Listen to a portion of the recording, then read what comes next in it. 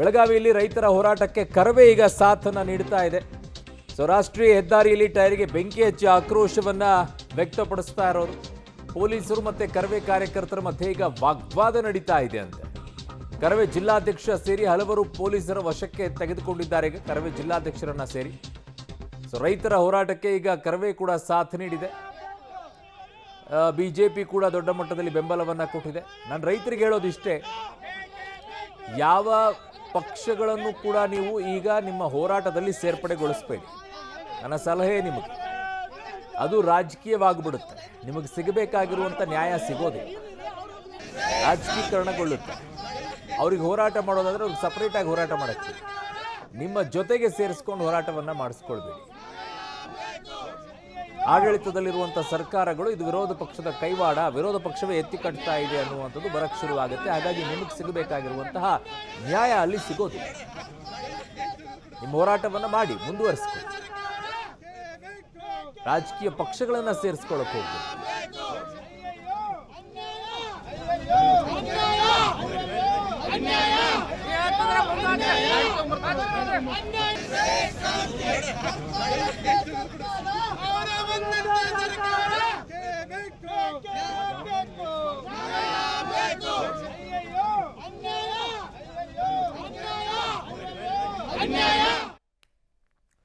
ನನ್ನ ಸಹೋದ್ಯೋಗಿ ಸುನಿಲ್ ಪಾಟೀಲ್ ನನ್ನ ಸಂಪರ್ಕಕ್ಕೆ ಸಿಗ್ತಾ ಇದ್ದಾರೆ. ಸುನಿಲ್, ನನ್ನ ಧ್ವನಿ ಕೇಳಿಸ್ತಾ ಇದೆಯಾ?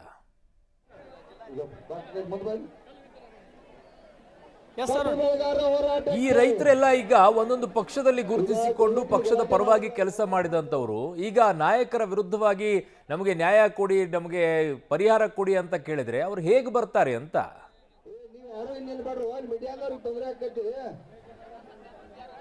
ನಿಜಕ್ಕೂ ಕೂಡ ನೀವು ಹೇಳಿದಂಥ ಮಾತು ವಿಪರ್ಯಾಸದ ಸಂಗತಿಯೇ ಸರಿ ಅರುಣ್. ಯಾಕಂದರೆ ಇವರು ಅವರ ನಾಯಕರಿಗೆ ಚುನಾವಣೆಯ ಸಮಯದಲ್ಲಿ ಒಂದು ಮತವನ್ನು ಕೊಟ್ಟಿದ್ದಾರೆ. ಇವತ್ತು ನಡು ರಾತ್ರಿಯಲ್ಲಿ ಕೊರೆಯುವ ಚಳಿಯಲ್ಲಿ ಬಿಸಿಲಿನಲ್ಲಿ ಪ್ರತಿಭಟನೆಯನ್ನು ಮಾಡ್ತಾ ಇದ್ದಾರೆ. ಆದರೆ ಅವರೀಗ ಕೂಗನ್ನು ಕೇಳಿಸ್ಕೊಂಡವರು ಎ ಸಿ ರೂಮಲ್ಲಿ ಆರಾಮಿರುವಂಥದ್ದು. ಅರುಣ, ಈ ಒಂದು ಪ್ರತಿಭಟನೆ ಮಧ್ಯೆ ಮತ್ತೊಂದು ದೃಶ್ಯವನ್ನು ನಾನು ನಿಮಗೆ ತೋರಿಸ್ತೇನೆ. ತಾಯಂದಿರು ಬೇರೆ ಬೇರೆ ಭಾಗಗಳಿಂದ ಈ ಒಂದು ಪ್ರತಿಭಟನಾ ನಿರತ ಒಂದು ರೈತರಿಗಾಗಿ ರೊಟ್ಟಿ ಬುತ್ತಿಯನ್ನು ತರ್ತಾ ಇದ್ದಾರೆ. ಬಹುಶಃ ರಾಜ್ಯದ ಒಂದು ಹೋರಾಟಗಳ ಸ್ವರೂಪದಲ್ಲಿ ಇಂತಹ ಒಂದು ಭಾವನಾತ್ಮಕ ಕ್ಷಣ ಇದೇ ಮೊದಲು ಅಂತ ಹೇಳ್ಬೋದು ಅರುಣ್. ಇಲ್ಲಿ ನೋಡ್ಬೋದು ದೃಶ್ಯಾವಳಿಗಳಲ್ಲಿ ಬೇರೆ ಬೇರೆ ಪ್ರದೇಶಗಳಿಂದ, ಅಕ್ಕಪಕ್ಕದ ಗ್ರಾಮಗಳಿಂದ ಪ್ರತಿಭಟನಾ ನಿರತ ಒಂದು ರೈತರಿಗಾಗಿ ರೈತ ಮಹಿಳೆಯರು ರೊಟ್ಟಿ ಬುತ್ತಿಯನ್ನು ತಂದು ತಮ್ಮ ಬೆಂಬಲವನ್ನು ವ್ಯಕ್ತಪಡಿಸ್ತಾ ಇದ್ದಾರೆ ಅರುಣ್. ಇಲ್ಲಿ ನೋಡ್ಬೋದು ಬೆಳಗ್ಗೆಯಿಂದಲೂ ಕೂಡ ರೈತರು ಇಲ್ಲೇ ಊಟ ಮಾಡ್ತಾ ಇದ್ದಾರೆ, ಇಲ್ಲೇ ನಿದ್ದೆ ಮಾಡ್ತಾ ಇದ್ದಾರೆ. ಅವರ ಮನೆ ಯಜಮಾನರು ಒಂದು ರಸ್ತೆಯಲ್ಲಿದ್ದಾರೆ, ನಾವು ಅವರಿಗೆ ಸಾಥ್ ಕೊಡಬೇಕು ಅನ್ನೋ ನಿಟ್ಟಿನಲ್ಲಿ ರೊಟ್ಟಿ ಬುತ್ತಿಯನ್ನು ತರ್ಬೋದು. ಇಲ್ಲಿ ಮತ್ತೊಂದು ದೃಶ್ಯ ನೀವು ಇಲ್ಲಿ ನೋಡ್ಬೋದು ದೃಶ್ಯಾವಳಿಗಳಲ್ಲಿ ಯಾವ ರೀತಿಯಾಗಿ ರೊಟ್ಟಿ ಬುತ್ತಿಯನ್ನು ತಂದಿದ್ದಾರೆ ಅಂತ. ಇಲ್ಲಿ ನೋಡ್ಬೋದು ವೇದಿಕೆ ಮೇಲೆ ಚಿಕ್ಕ ಮಕ್ಕಳು ತಮ್ಮ ತಂದೆಯಂದರಾಗಿ ತಾಯರಿಗಾಗಿ ಪರಿಶ್ರಮಕ್ಕಾಗಿ ಒಂದು ಬೆಂಬಲ ಬೆಲೆ ಕೊಡಿ ಅಂತ ಈಗ ಹೋರಾಟಕ್ಕೆ ನಿಂತಿರುವಂಥದ್ದು. ತೀವ್ರ ಸ್ವರೂಪದ ಹೋರಾಟ ನಡೀತಾ ಇದೆ. ಇಲ್ಲಿ ರಾಜಕೀಯ ನಾಯಕರಿದ್ದಾರೆ, BY ವಿಜೇಂದ್ರ ಅವರಿದ್ದಾರೆ, ಮಠಾಧೀಶರಿದ್ದಾರೆ. ಅದರ ಜೊತೆಗೆ ಮುಂಭಾಗದ ದೃಶ್ಯ ನಿಮಗೆ ತೋರಿಸ್ತೇನೆ. ನಿಮಗೆ ಕಣ್ಣು ಹಾಯಿಸಿದಲ್ಲಷ್ಟು ನೀವು ಎಲ್ಲಿ ತನಕ ಕಣ್ಣು ಹಾಯಿಸ್ತೀರೋ ಅಲ್ಲಿ ತನಕ ರೈತರಿದ್ದಾರೆ. ನೀವು ಹೇಳಿದಂತೆ ಇಲ್ಲಿ ಎಲ್ಲ ಪಕ್ಷದವರಿದ್ದಾರೆ, ಎಲ್ಲ ಒಂದು ಮುಖಂಡರಿದ್ದಾರೆ, ಎಲ್ಲ ಧರ್ಮೀಯರಿದ್ದಾರೆ. ಇವರ ಒಂದು ಭಾವನೆ ಚುನಾವಣೆಯಲ್ಲಿ ಒಂದೇ ಅಂತ ವ್ಯಕ್ತವಾಗಿದ್ರೆ ಈ ಪರಿಸ್ಥಿತಿ ಬರ್ತಾ ಇರಲಿಲ್ಲ. ಸೊ ಈಗ ವಿಜೇಂದ್ರ ಅವ್ರನ್ನ ಮಾತಾಡಿಸ್ತಾ ಹೋಗ್ತೀನಿ. ಸರ್, ಲೈವ್ ಇತ್ತು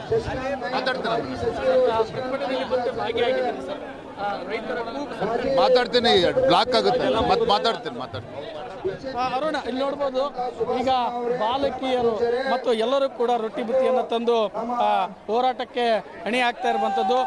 ತೀವ್ರ ಸ್ವರೂಪದ ಹೋರಾಟ ಪಡೆದುಕೊಳ್ತಾ ಇದೆ. ಗಂಟೆಯಿಂದ ಗಂಟೆಗೆ, ಕ್ಷಣದಿಂದ ಕ್ಷಣಕ್ಕೆ ಒಂದು ರೈತರ ಪ್ರತಿಭಟನೆ ಕಾವು ಹೆಚ್ಚಾಗ್ತದೆ. ಬರುವಂಥವರ ಸಂಖ್ಯೆಯು ಕೂಡ ಜಾಸ್ತಿ ಆಗ್ತದೆ. ಸ್ಥಳದಲ್ಲಿ ಹೆಚ್ಚಿನ ಭದ್ರತೆಯನ್ನು ಕೂಡ ಹಾಕಲಾಗಿರುವಂಥದ್ದು. ಅದರ ಜೊತೆಗೆ ಇವತ್ತು ಇವರ ಕೂಗನ್ನು ಕೇಳಿಸಿಕೊಂಡಲು ಮೊದಲ ಬಾರಿಗೆ ಹಿರಿಯ ಸಚಿವರಾದಂತಹ HK ಪಾಟೀಲ್ ಅವರು ಕೂಡ ಬರ್ತಾ ಇದ್ದಾರೆ. ಮತ್ತೊಂದು ದೃಶ್ಯ. ಓಕೆ, ಸುನಿಲ್ ಪಾಟೀಲ್, ಇವೆಲ್ಲ ಮಾಹಿತಿಗೆ ಧನ್ಯವಾದಗಳು. ಸೊ ರೈತರ ಹೋರಾಟ ಈಗ ದೊಡ್ಡ ಮಟ್ಟದಲ್ಲಿ ಸಾಗ್ತಾ ಇದೆ. ಸರ್ಕಾರ ಇದಕ್ಕೆ ಪರಿಹಾರ ಕಂಡುಕೊಳ್ಳದೇ ಇದ್ದರೆ ಇದು ಇನ್ನೂ ದೊಡ್ಡ ಮಟ್ಟದ ಹೋರಾಟಕ್ಕೆ ನಾಂದಿಯನ್ನು ಹಾಡುತ್ತೆ. ಅನ್ನದಾತನಿಗೆ